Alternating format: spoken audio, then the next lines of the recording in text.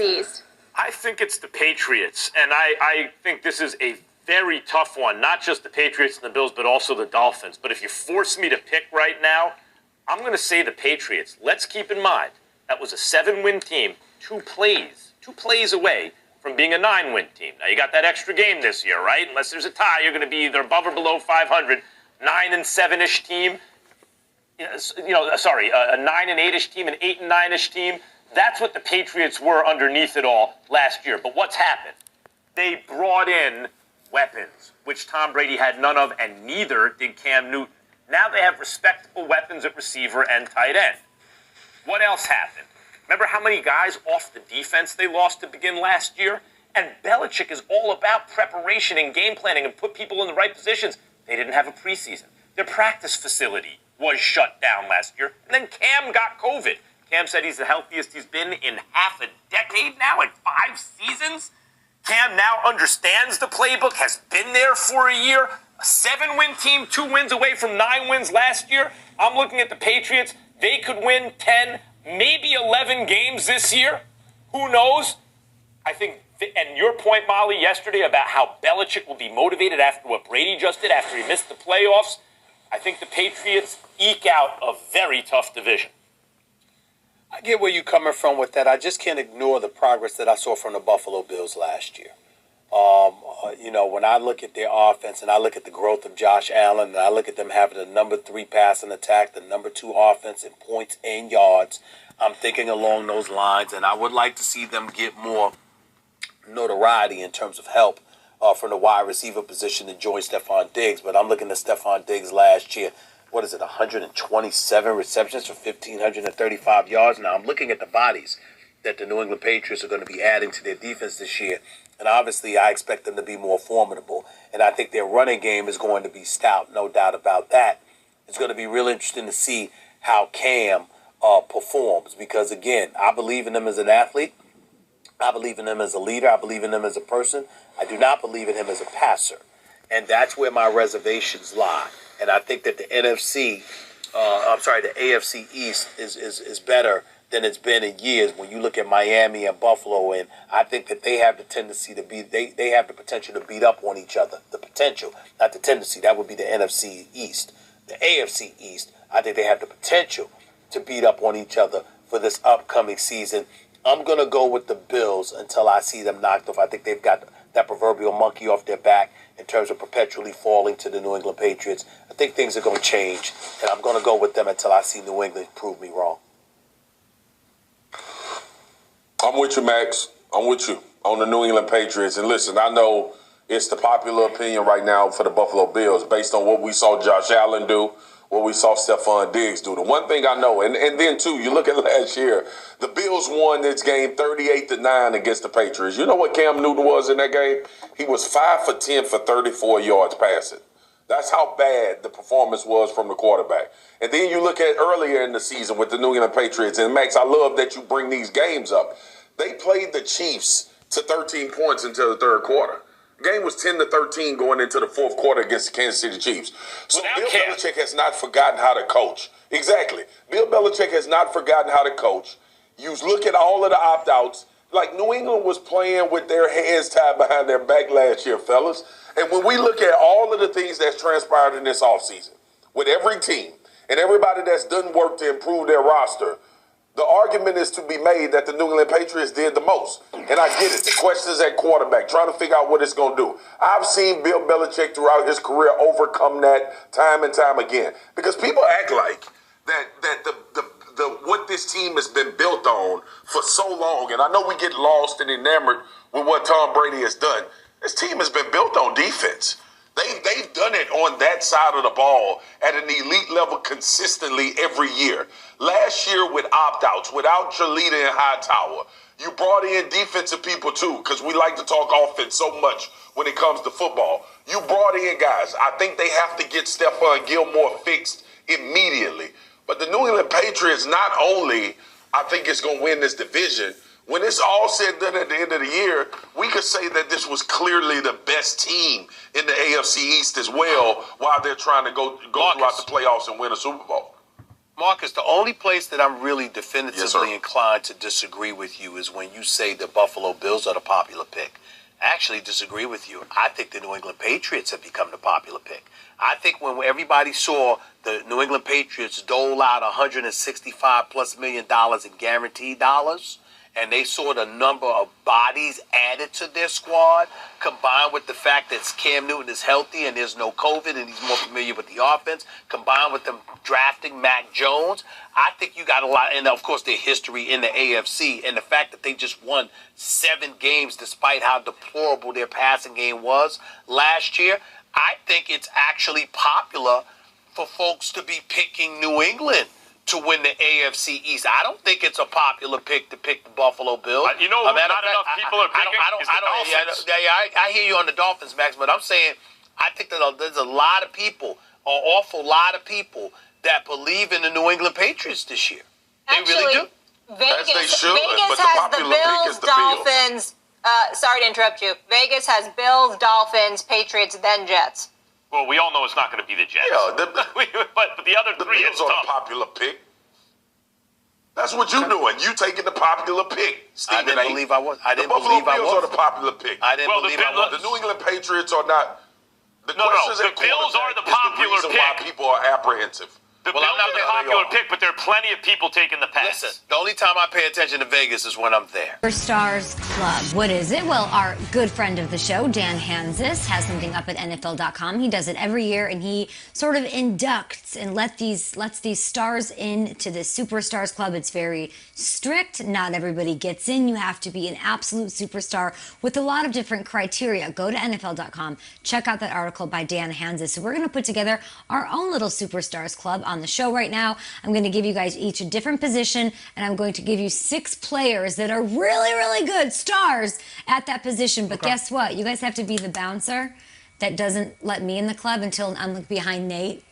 And then Nate's like, she's with me. And I'm like, okay, I'm good. Like that when we're at Super Bowl week. That sort of vibe where you can only let 3 people into said club. You guys know what I'm talking about, Kyle and Peter. Okay, so let's do it. After you reveal your picks, the other 2 on the panel here are going to be able to sort of challenge you and discuss it and challenge your decision. So let's start with Peter. Okay. Peter, I'm going to hook you up with some quarterbacks. Top heavy, there's 32 really good ones. Well, here's the 6 you get to choose from. Josh Allen, Kyler Murray, Ben Roethlisberger, Matt Ryan, Ryan Tannehill, and Matthew Stafford. 6 guys trying to get into the GMFP Superstars Club. 3 can make it in. Peter, who are you going with? This is not easy, my friend. I've always wanted to be the bouncer or the guy who has the clipboard and says you in and you out, because I was always the one who was obviously you going over there. Then you'd go to like the sports bar and be like, it's more fun here anyway, dude. Like we don't want to be in the club in the music. It's cool here. Like the game is on. Gotta convince yourself. Yeah, like the White Sox are playing the Tigers, and it's the 3rd inning. Like let's watch that instead. All right. Here's what I've got here. I've got Josh Allen, Big Ben, and Matt Stafford. This might be controversial, I know, because Big Ben didn't finish the season right last year. But if he's in the shape everyone's saying is, and I look at the resume, I'll vibe with Big Ben one more year. And then Stafford, I love what they're bringing into LA, and I love the vibe there. So I apologize to Ryan Tannehill and everyone's favorite 3rd-year quarterback in Kyler, but I'm going with the old veterans with my potential MVP pick in Josh Allen. So that's mine. Allen, Big Ben, and Matt Stafford. Sorry, guys. Shregs, I like it. I love you, but I don't like it. I don't like it at all. I'm upset right now. I'm sitting outside this club, and I feel like, 40-year-old version. Nate, let's go with wide receivers. Yeah. All right, let's take a look at the 6. You have to choose 3, just 3 to make it into the club. DeAndre Hopkins, Julio Jones, Stephon Diggs, Michael Thomas, A.J. Brown. This might be the hardest one. And DK Metcalf, who is popping up in TV ads left and right. Nate, have at it. I'm really upset that you guys didn't put Devontae Adams in there. But you made it easy on me. Okay, so I'm going to jump right in. Okay, so here we are. I'm going with Diggs, Hop, and DK. I know you guys are saying, what? But really, the reason I chose these guys specifically is because Without a doubt, undeniably, these guys are the true number one wide receivers within their offense. We know what Stephon Diggs did in his first year with the Buffalo Bills. Okay, we get that. Diggs, Hop, and DK.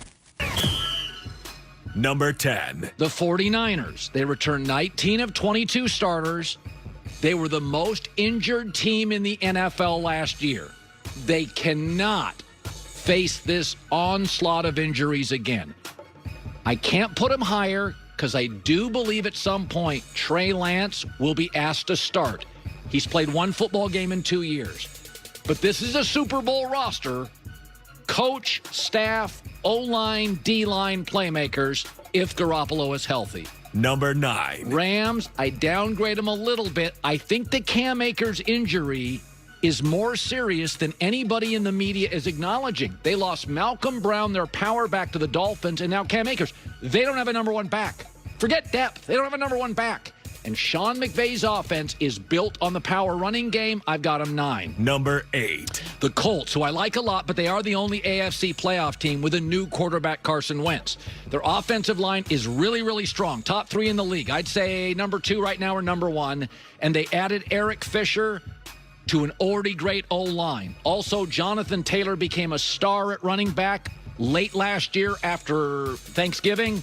They're going to be a power running team. That will allow Carson Wentz to slowly ease himself back in. Number 8. Number 7. I think the Chargers here are really special. Brandon Staley's a rookie coach, and they are rebuilding the O-line. 4 new starters. By the way, 3 of them are really, really good. Number 6. The Browns. Now, again, you get into the top 5 and 6, this is all inches. They return all 11 starters on offense. A little concerned about defense. They return only 4 starters, brand new secondary. I didn't like losing Sheldon Richardson. He was a little bit of a cap casualty. I think Jadeveon Clowney's a highlight player. Sheldon Richardson gets no highlights, but is a better player. I'm a little worried about the back end of their defense and the loss of Sheldon Richardson. Number 5. And again, coin flip. The Ravens, to me, got a little better at their weakest spot, wide receiver. Return 10 of their 11 defensive starters. Better defense than Cleveland. Now, can they get better throwing the ball down the field? Well, in the draft and free agency, they attacked their anemic wide receiving core. So I think Cleveland and Baltimore, it is a coin flip. I have them at 5. Number 4. The Seattle Seahawks. They addressed their tight end position. They went and got Gerald Everett from the Rams. They addressed their offensive line position. Gabe Jackson, who probably has only 1 or 2 years left. He's not great, but he's an upgrade. They have a new offensive coordinator, but I do believe they've got a lot of new pieces. If they can be healthy, they've got stars at wide receiver, quarterback, linebacker, safety, edge rusher. This is a star-studded Rams-like team. Number 3. Buffalo may very well win the Super Bowl. 21 of 22 starters from last year. They added another good receiver to Cole Beasley and Stephon Diggs, Emmanuel Sanders. They have upgraded their defensive line, which was a weakness. I like their secondary. They just can't guard guys all day. Buffalo at 3. Number 2. Kansas City returns only 1 of their 5 starting offensive linemen. So it's a rebuild on the O-line. I love everybody they got, but it's a rebuild. What does that tell me?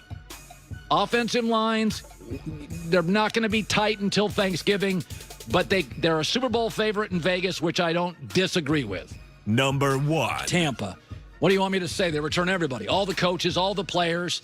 I don't think they're going 17-0. I think that's nonsense and ridiculous. But Tom, this is not a team that's going to take a precipitous dip. That's just not Brady's DNA. Brady wakes up and yells at people to brush their teeth. Like he's too willful, too aspirational. He's got a Michael Jordan thing here where there's almost a guilt in the locker room if you don't put the effort in Tom does. So even if they're a little flat early, they'll be ready to go during the playoffs. That's my top 10.